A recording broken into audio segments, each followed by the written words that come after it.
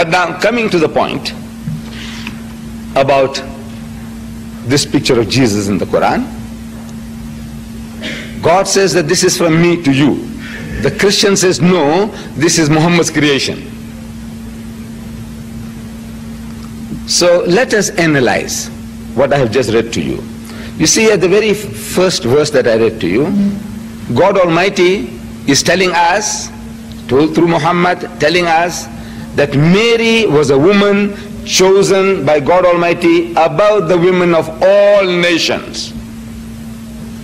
This is enshrined in the Quran. Mary, the mother of Jesus, a woman above the women of all nations. So the question arises, why would Muhammad say such a thing? That he is honoring the mother of his opposition, if there is such a thing. There isn't. Muhammad belongs to the same brotherhood of the prophets of God. Moses, David, Solomon, Jesus, Muhammad. It's a brotherhood of prophethood. But from the Christian point of view, Muhammad is an opposition. He is a challenger to the integrity and position of Jesus. But now this person is telling the world, Muslims as well as non-Muslims, that Mary, the mother of Jesus, she was chosen above the women of all nations. And this he is telling in the first instance to his own people. Because Muhammad, he will admit, was an Arab. He was not an Indian. I'm an Indian, of Indian extraction. I come from South Africa. We have some Sudanese brethren from Africa. We have some Malay brethren from Indonesia, Malaysia.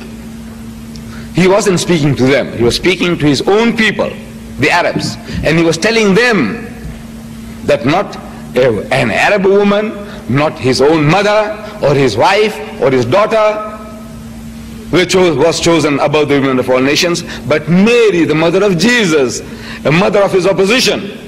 I'm asking people, the missionaries, please account for that.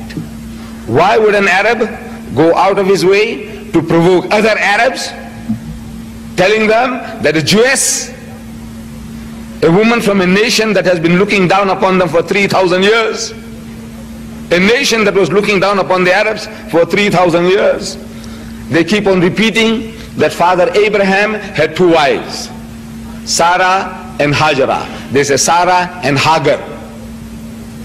And they say that Sarah was his legitimate wife. But Hajara was a bondwoman, a slave woman. And her children, they disparagingly describe as the Hagarines, the children of Hagar. Hagarines is a new term they have invented, the missionaries. And in their books they say, now Islam is not Islam, which means a religion of peace, but they say it's Hagarism. You know, a religion from the children of Hagar, Hagarism.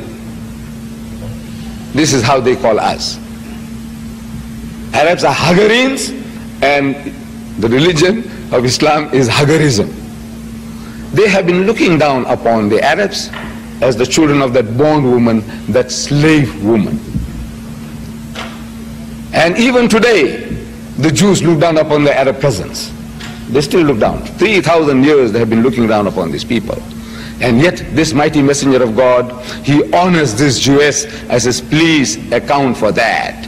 Why would an Arab go out of his way? He's going out of his way to provoke his own people and honor a Jewess. Explain that. Unless he was commanded from a higher source. Because on the human level, from the human point of view, to me, there is no woman better than my mother, or my wife, or my daughter. Why yours, my opponent, my opposition? Why?